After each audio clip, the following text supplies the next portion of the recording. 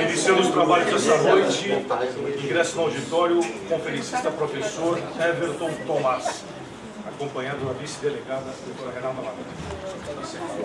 Podem sentar? Então as perguntas serão feitas.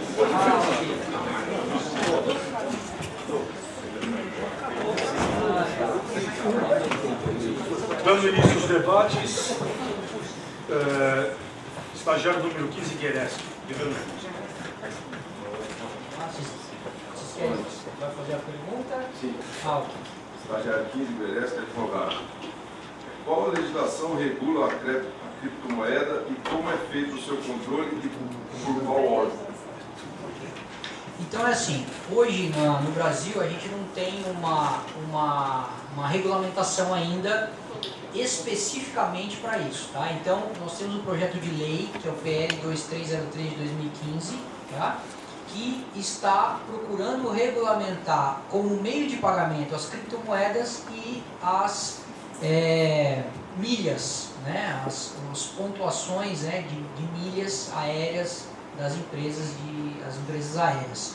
Existe dentro da Receita Federal, né, do software da Receita Federal, um campo que é utilizado como ganho de capital até R$35 mil. Se você tiver ganho de capital, você pode usar nesse campo da Receita Federal para informar que isso não tem imposto. Então a Receita Federal naturalmente já sabe sobre tudo isso. O projeto de lei já aconteceu algumas audiências públicas e tudo mais, discutindo o assunto, mas hoje, se você movimenta a moeda até R$35 mil, não tem imposto. Acima de R$35 mil, você já começa a tributar 15% a respeito. Mas não tem um órgão também ainda direcionado para poder controlar isso. Eles já têm ciência das casas de câmbio, né, que fazem a movimentação e naturalmente estão de olho nessa movimentação nas casas de câmbio, que procuram ter todos os dados das pessoas que transitam grandes cifras desses valores em criptomoeda. Mais alguma pergunta? Sim. Número 22, Orsatti. Primeira pergunta, prepare-se. Número 16, Salles. Primeira pergunta. Boa noite, estagiário Orsatti, número 22, advogado, funcionário público. O Bitcoin pode ser utilizado como instrumento para lavagem de dinheiro? Então, essa questão de lavagem de dinheiro está muito relacionada de como a pessoa compra a moeda e como ela vende a moeda, né? Então, pode ser utilizado como lavagem de dinheiro, mas a pessoa, de alguma forma, ela tem que passar pelo meio bancário para poder comprar o Bitcoin. Ou para vender ele também, né? Porque hoje, para você comprar ou para vender a moeda, você tem que passar pelas casas de câmbio, tanto aqui no Brasil quanto fora do Brasil, né? Agora, transitar em Bitcoin sem usar o dinheiro, aí, né, se você está mandando Bitcoin para alguém está mandando Bitcoin para você, não tem como algum órgão buscar isso, tá? Agora, se você compra a moeda, tem que passar pelo banco para você comprar. E se você vende a moeda, também tem que passar pelo banco, tá? Então, é uma moeda. Se dá, é a mesma coisa de você usar o dinheiro de papel e sonegar ou fazer lavagem de dinheiro com dinheiro de papel, né? É o mesmo conceito, né? Se você põe no banco, o banco pega. Da mesma forma, se você usa só entre dinheiro de papel, é mais difícil de pegar, entendeu? Número 16, Salles. Prepare-se. Número 4, Silva. Primeira pergunta. Boa noite. Estagiário número 16, Salles, professor advogado. Em que está lastreado o Bitcoin ou outras moedas digitais de forma a justificar a estrondosa valorização observada nos últimos anos? Perfeito, muito boa. Essa pergunta todo mundo faz, né? Então, as criptomoedas em si, elas não têm lastro por outra moeda, ou por outro bem, ou por um metal como o ouro, por exemplo, né? Ela não tem lastro nesse sentido. O que faz a moeda ganhar valor ou perder valor é a oferta e a demanda. Tá? Então, por exemplo, o ouro não é lastreado por uma outra coisa. O valor dele se dá pelo ouro, pelo próprio metal precioso. E quanto mais se compra e se vende esse metal, mais ele ganha valor. Certo? A criptomoeda é o ouro digital. Quanto mais oferta e demanda, mais ele ganha valor. Não tem o lastro, quem dá são as próprias pessoas que usam com mais e mais frequência, cada vez mais. Por exemplo, o Bitcoin hoje está valendo 25 mil, mas se o consenso total de quem usa começar a vender e achar que não é uma moeda que vai poder ser utilizada, o valor começa a cair. Começa a cair, pode cair o valor. Entendeu? Então, e quem dá esse preço, quem dá esse valor para a moeda é a tecnologia, esse protocolo blockchain que inteligentemente precifica para cima ou para baixo de acordo com a usabilidade. Entendeu? Número 4, Silva, prepare-se. 29, Friano, sua primeira pergunta. Estagiário 04, militar do Exército, Silva. Tratando-se de Brasil, na opinião do senhor, em quanto tempo as criptomoedas estarão definitivamente estabilizadas? E qual seria a aceitação da classe política? Então, a questão do Brasil é a mesma do mundo inteiro. Hoje, os países estão se movimentando para tentar regulamentar, para tentar ver como vai fazer para tributar de certa forma, né? Mas eles estão, de fato, batendo cabeça ainda nesse sentido, porque a criptomoeda ela cresceu numa velocidade tão grande que a máquina governamental não consegue acompanhar de forma rápida, né? Ou da mesma maneira que cresce a criptomoeda.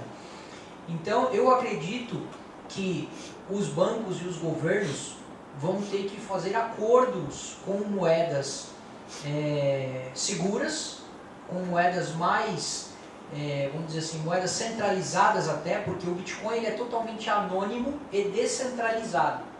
Tá?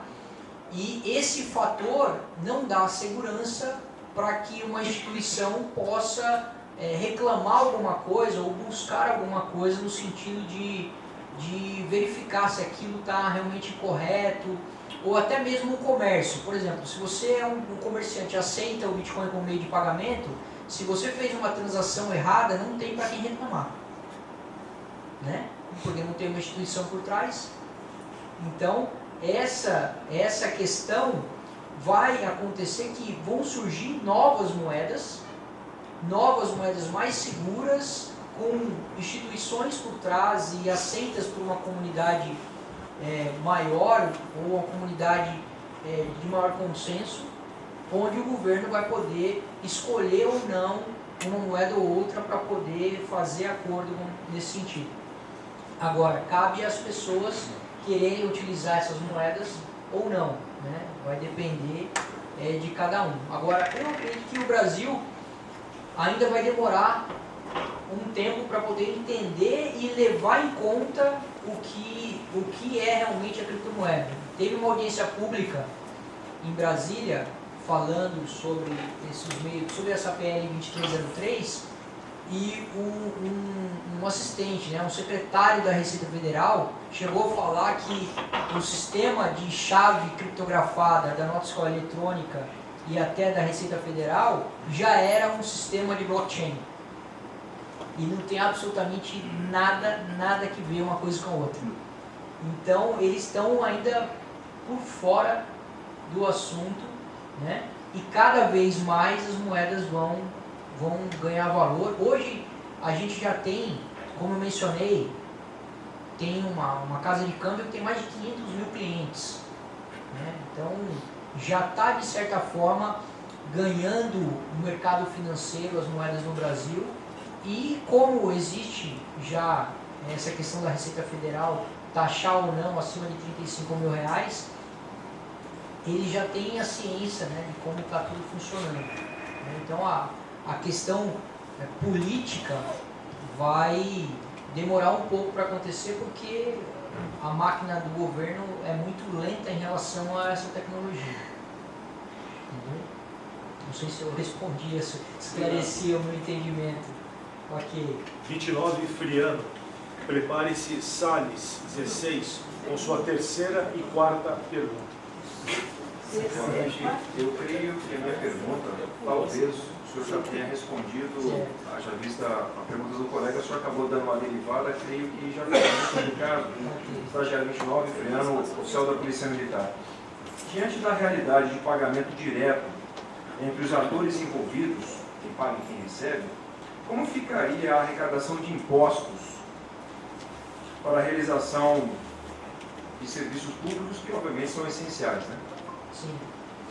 Então, no caso, obviamente, do governo, serviço público, ainda vai utilizar a moeda corrente do país, né? Isso eu acredito que vai demorar muito.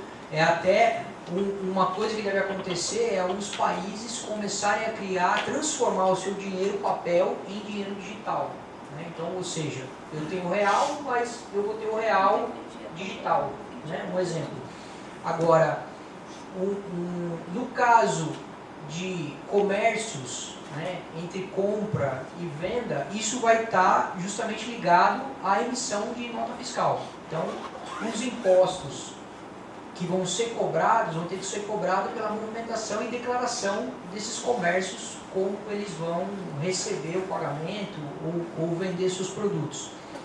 O Japão, por exemplo, tem uma política fiscal muito severa e muito séria, vamos dizer assim, e lá já são mais de 240 mil comércios aceitando criptomoeda. Então, tanto aceita o Ien como aceita o Bitcoin como meio de pagamento normal. Como é que eles tributam?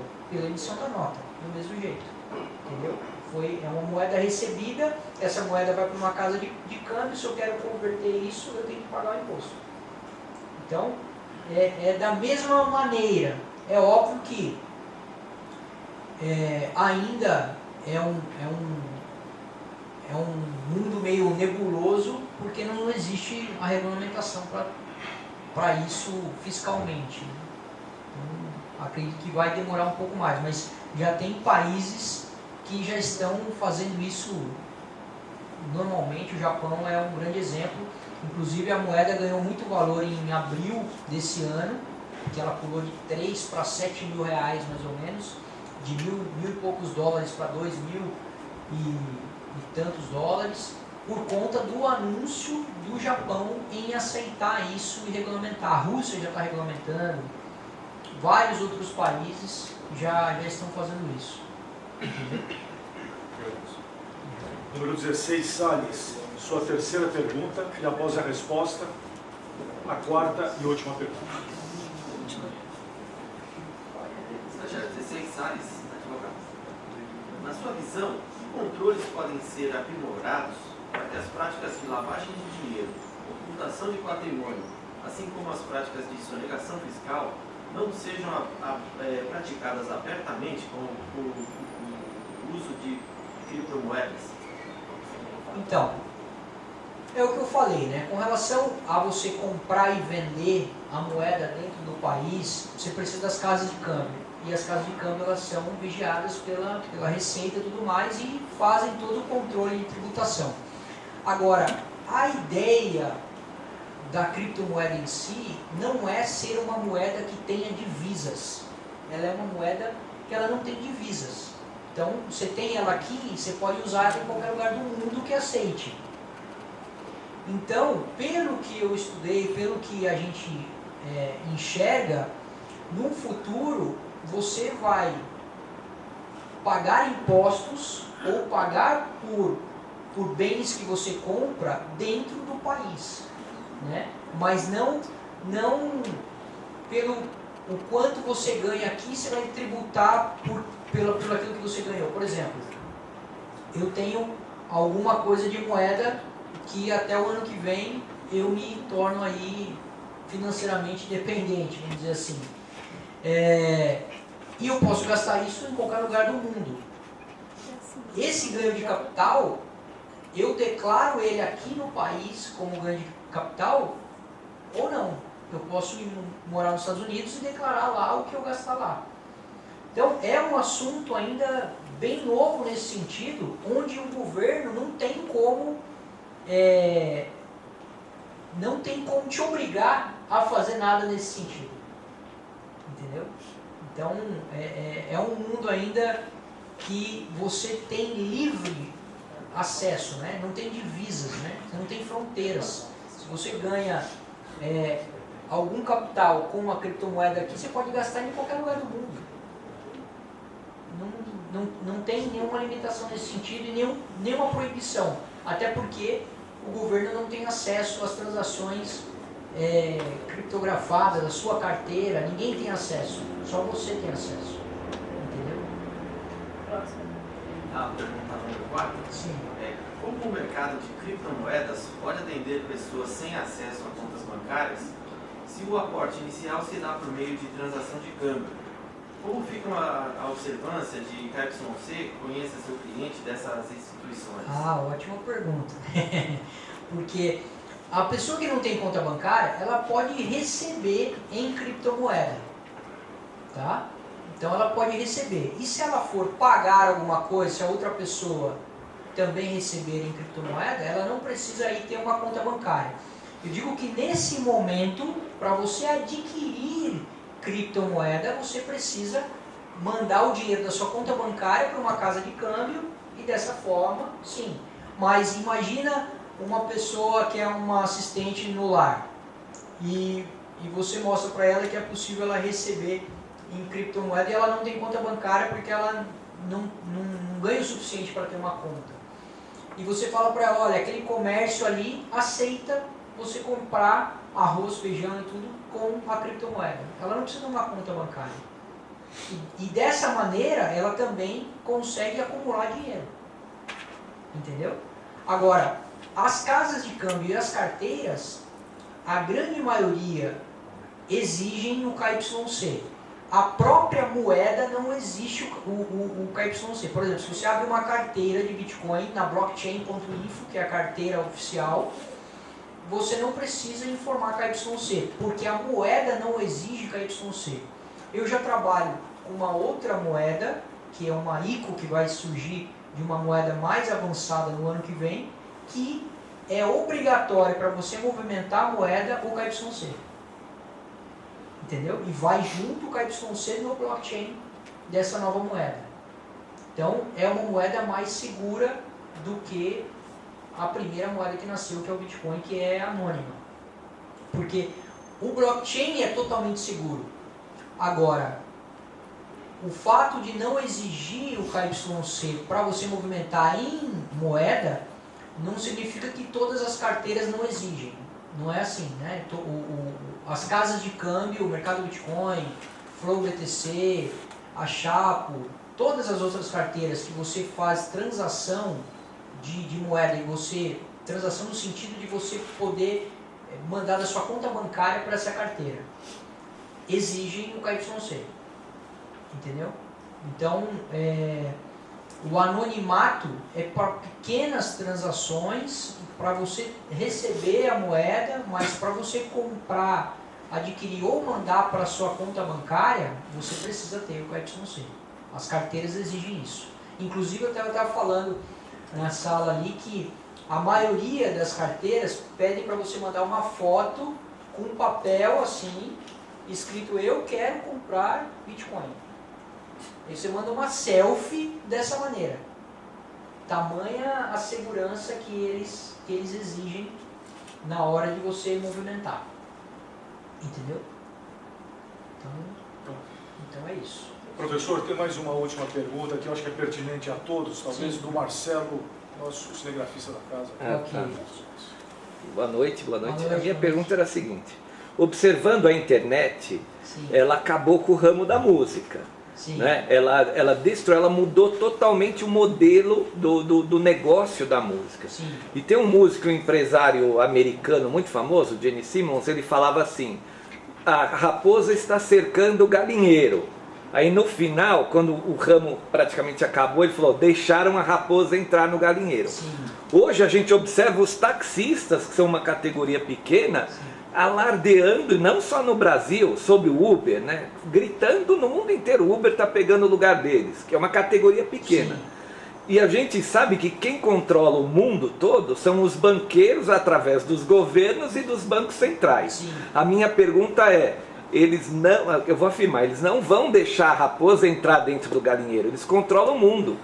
Então a minha pergunta é, como que eles vão reagir a esse sistema quando ele crescer? É aí que está a disrupção completa. Eles não têm o que fazer. Mas A eles controlam o tecnologia- mundo. Eu sei, eles têm que desligar a internet. Eles têm que desligar a internet para controlar isso. Vocês acham que isso vai acontecer? Chega a arrepiar. Chega a arrepiar. Então está respondida a última. Agora, uma questão bem interessante é justamente essa. Você falou até do músico, né? Você viu que eu mostrei uma aplicação chamada Ujo Music, que o autor vai subir a música lá e toda vez que baixar ele vai ganhar. O blockchain vai resolver esse problema. Né? Para nós, a questão do taxista é interessante porque a gente percebeu com o Uber que a gente era roubado, vamos dizer assim. Né? Porque o que a gente paga hoje no Uber é muito, muito menos do que o taxista cobra. Né? Eu sempre usei táxi, é claro, mas agora, depois do Uber, nunca mais usei táxi. Né? Porque realmente facilitou. Então, existem 3 tipos de mudanças que acontecem no mundo. Primeiro, a mudança simples, quando você tem uma aplicação e surge outra aplicação que é cópia dessa, que é uma simples mudança. Você vai usar essa outra coisa por vontade própria. Outro tipo de mudança é inovação, quando surge uma nova categoria do mesmo produto com detalhes a mais. Né? Com coisas ali que é mais legal você utilizar essa inovação. E tem a disrupção. Quando acontece uma disrupção, tudo para trás esquece. Não tem mais valor para trás. O que vale é daqui para frente.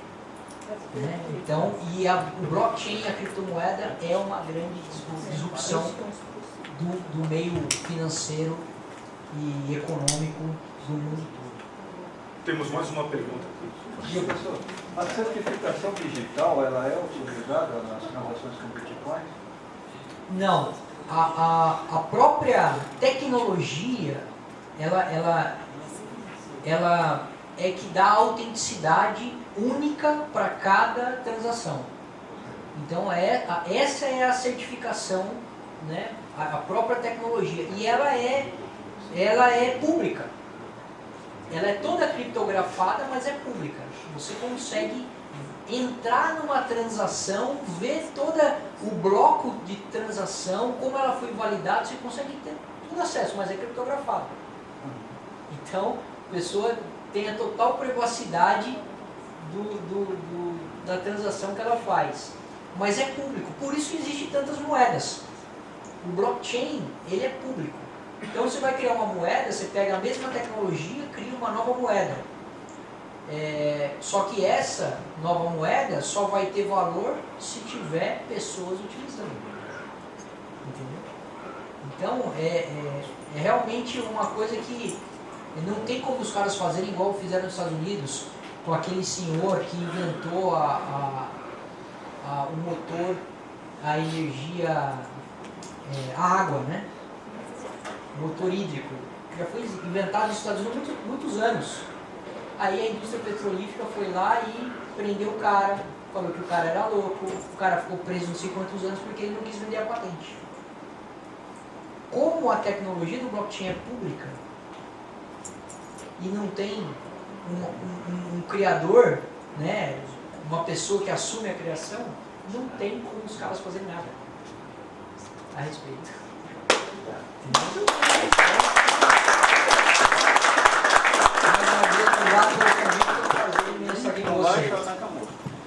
Professor Everton Tomás, o senhor nos trouxe aí um novo, nos esclareceu sobre um novo instrumento de permuta que quebra paradigmas e fica nós vamos assimilando aos poucos essa ideia. Agradecemos muito a sua presença, o senhor respondeu 7 perguntas. E agora eu chamo o estagiário número 4, Silva, para fazer a saudação conferencista. Estagiário 04 Silva, militar do Exército, professor Everton Tomás, em nome da delegacia da DESB, da equipe, da coordenação e dos estagiários do 60º curso de estudos de política e estratégia, agradecemos pelo enriquecimento que sua brilhante palestra trouxe à nossa formação e objetivos, homenageando com a entrega dessa lembrança que simboliza nossa gratidão e afeto.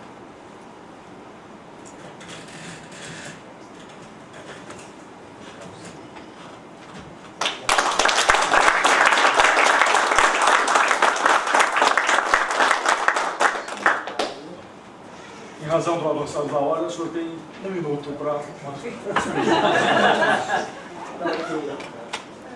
Muito obrigado mesmo, uma honra estar aqui com vocês, compartilhando essas informações. Eu espero ter acrescentado pelo menos um pouquinho, tirado todo mundo do zero, né, nesse assunto.